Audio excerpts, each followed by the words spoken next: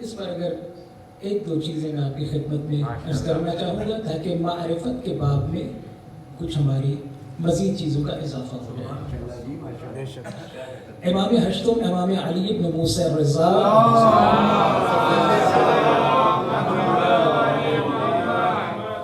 سے کسی نے پوچھا مولا یہ جو کہا جاتا ہے کہ ان الحسین مصباح الہدی و سفینۃ النجاۃ کہ حسین بے شک حسین ہدایت کا چراغ ہے اور نجات کا سفینہ ہے. مولا آپ تو سبھی ہدایت کا چراغ ہے, آپ سبھی سفینہ نجات ہیں, تو حسین ہی کیوں؟ کبھی سوچا آپ نے اس پر سوچا جا چکا, اس پر جواب بھی دیا جا چکا, وہ آپ کی خدمتوں میں عرض کرنا چاہتا ہوں. کہا بے شک ان جدی الحسین مصباح الہدی و سفینۃ النجاۃ. اب تم نے سوال کر لیا ہے تو جواب سن. بے شک ہم اللہ کے سفینے ہیں, ہم اللہ کے چراغ ہیں.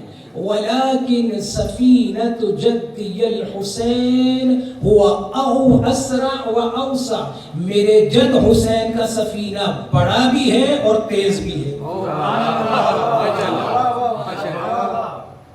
کہنے کا مقصد کیا؟ کہنا یہ چاہ رہے ہیں کہ شاید کچھ لوگ ہوں کہ جو محدود تعداد میں امام رضا سے متمسک ہوں, امام ہادی سے متمسک ہونے والے کچھ معدود افراد ہوں, لیکن حسین کے درد کے ساتھ نہیں معلوم وہ کیا معاملہ ہے خدا کا اور حسین کا. کہ میں اپنے احساسات بتا رہا ہوں. جو لوگ بہرحال کربلا کی زیارت کر کے آئے ہیں پروردگار قبول فرمائے, اور جو نہیں کر پائے پروردگار ان کو بار بار یہ زیارت کرنے کی توفیق فرمائے. کہ جب آپ نجف اشرف جاتے ہیں تو ایک ابوت اور ایک جلال ہوتا ہے. حرم میں جاتے ہوئے انسان کانپ رہا ہوتا ہے, زری کا سامنا کرتے ہوئے ڈر لگتا ہے, لیکن جیسے ہی آپ کربلا میں وارد ہوتے ہیں ایسے لگتا ہے کوئی ہاتھ پھیلائے آپ کے استقبال کے لیے. میں اپنے احساسات بتا رہا ہوں, یقیناً آپ اس کی تائید کریں گے. آپ کے بس میں نہیں ہوتا کہ مجھے وہ کون سا موقع ملے کہ میں جو کہ مولا کی زری کے ساتھ چمکا. حسین یہ ایک ذاتی میری فیلنگ ہے, نہیں معلوم آپ اس کو ایکنالج کریں گے یا نہیں, لیکن ایسا ہے. اور حسین کا معاملہ خدا کے ساتھ عجیب و غریب ہے, مجھے نہیں معلوم. میں بیٹھے ہوئے ایک مرتبہ ایک صاحب کا فون آیا, کہا کہ یہ کامل الزیارات ہم نے انگریزی میں ترجمہ کی ہے تو آپ اس کی ایڈیٹنگ کر دیجیے. اس سے پہلے میرا کامل الزیارات کو دیکھنے کا یا اس کو پڑھنے کا مجھے موقع نہ ملا. کامل الزیارات تمام کی تمام زیارات اس میں موجود ہے, اور معرفت کا ٹھاٹھے مارتا سمندر ہے. آپ یقین فرمائیں گے کہ ایک جلد مکمل تمام کے تمام بقیہ معصومین کے لیے زیارت, اور ایک جلد فقط مستثنا امام حسین علیہ السلام کی زیارت پر ہے. عظمت حسین, عظمت حسین. اور چونکہ ہم یہاں ترہیم کی مجلس کے حوالے سے ہیں تو برا نہیں ہے کہ اگر میں ایک اور چیز کا اضافہ کرتا چلا جاؤں, کیونکہ آپ کے اذہان اس وقت جو ہے وہ کربلا پہنچ چکے ہیں, تو کیوں نہ امام کے ساتھ اس وقت بہت نزدیک ہو چکے ہیں, تو امام ہی کے حوالے سے اور ایک مرحوم اور مرحومہ کے حوالے سے یہ گفتگو چل رہی ہے. کل پرسوں ابھی ایک واقعہ پڑھ رہا تھا کہ ایک بہت بڑے مصنف گزرے ہیں عراق کے, نجف کے, آیت اللہ علی الغربی. علی الغربی کہہ لیں یا علی الغربی کہہ لیں. یہ عراق میں تھے اور آغائے ملکوتی کہ کچھ عرصہ پہلے ان کی ڈیتھ ہوئی, 30-40 سال پہلے, یعنی معاصر علماء میں سے. دونوں دوست تھے, دونوں اکٹھے درس پڑھتے رہے. ایک موقع ایسا ہے یقین مانے کہ جو منکر ہوتا ہے نا, حضرت ابراہیم علیہ السلام نے ایک مرتبہ پروردگار سے آرزو کی, پروردگارہ میں ملک الموت دیکھنا چاہتا ہوں. ملک الموت کو دیکھنا چاہتا ہوں. کہا ابراہیم تم دیکھ نہیں پاؤ گے, تم ملک الموت حضرت عزرائیل علیہ السلام کو نہیں دیکھ پاؤ گے, باز رہو اس آرزو سے.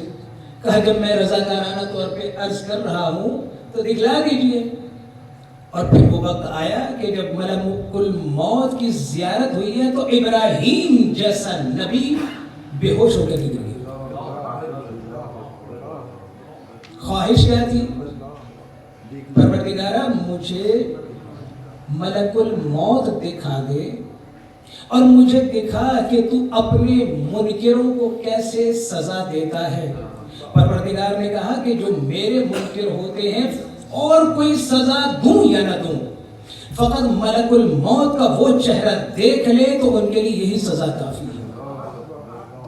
لیکن کچھ چیزیں ایسی ہوتی ہیں, یہ تو منکرین کی بات ہو رہی ہے نا, اہل بلا کی بات نہیں ہو رہی ہے, مؤمنین کی بات نہیں ہو رہی ہے. مؤمنین کے لیے پرچہ آؤٹ ہو چکا بھائی. پرچہ آؤٹ سمجھتے ہیں نا, اسٹوڈنٹس خاص طور پہ سمجھ لیں گے. پرچہ آؤٹ ہو جائے تو سارا کا سارا جناب وہ آپ پہلے سے تیاری کر لیتے ہیں.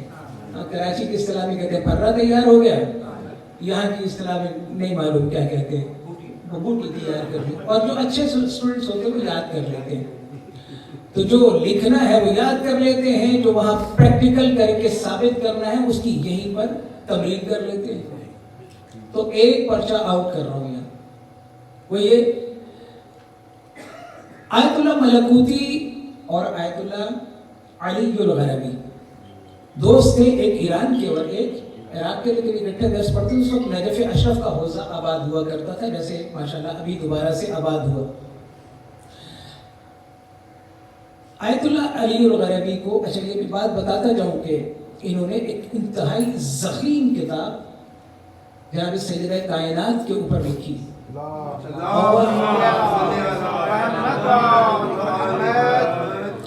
اب ایک منظم سی صلوات پڑھ دیں.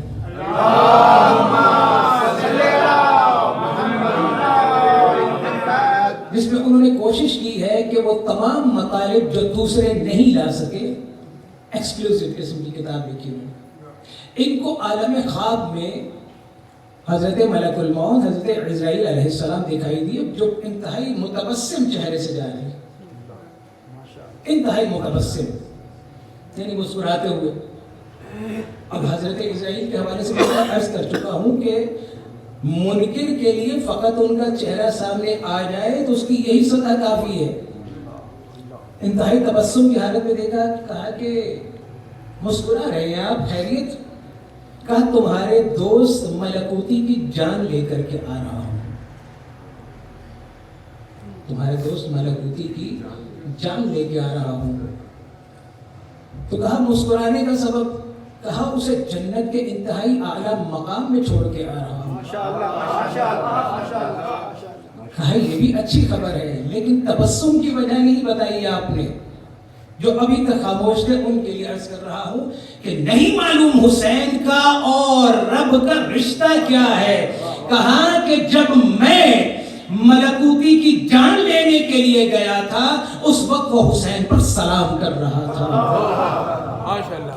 سید الشہداء امام حسین علیہ السلام کی ذات پہ بلند ترین صلوات.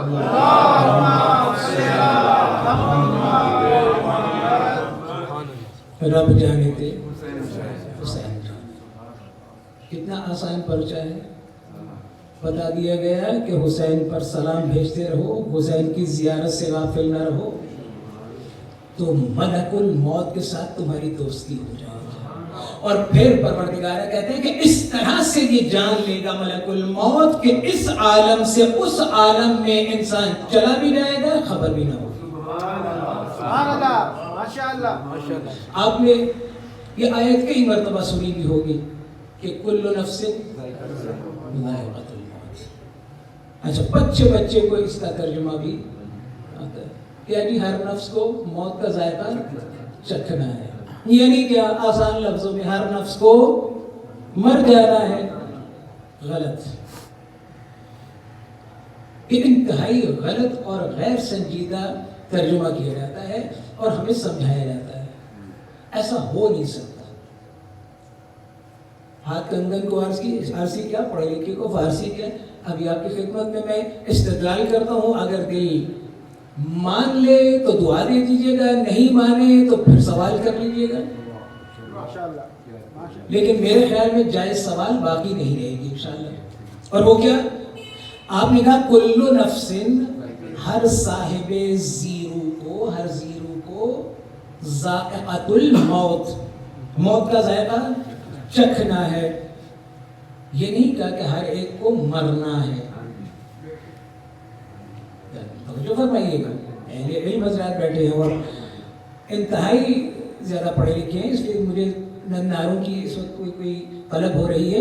فقط آپ میری باتوں کو جو ہے وہ فالو کرتے چلے جائیں. یہ بھی آپ کی کرم فرمائی ہے کہ آپ اتنے غور سے اور اتنی سنجیدگی سے میری بات کو سن رہے ہیں. پروردگار ہم سب کو سلامت رکھے اور اہل بلا میں قرار فرمائے. ہر نفس کو موت کا ذائقہ چکھنا ہے. اگر گرمیاں ہوتی تو ابھی میں بھائی جان سے کہتا تو وہ آپ کی خدمت میں شربت لے بھی آتے. شربت کا گلاس آپ کے ہاتھ میں ہوتا، آپ شربت پیتے. شربت کو چکھ کون رہا ہے؟ آپ. چکھا کیا جا رہا ہے؟ شربت. اللہ اکبر. چکھ کون رہا ہے؟ آپ. چکھا کیا جا رہا ہے؟ شربت. زندگی کس کو مل رہی ہے؟ شربت کے پینے سے زندگی کس کو مل رہی ہے؟ بولنا آسان کام ہے، کوئی بڑی مشکل بات نہیں کرو، کوئی سپر سائنس نہیں ہے. ہمیں زندگی مل رہی ہے. مر کون رہا ہے؟ شربت.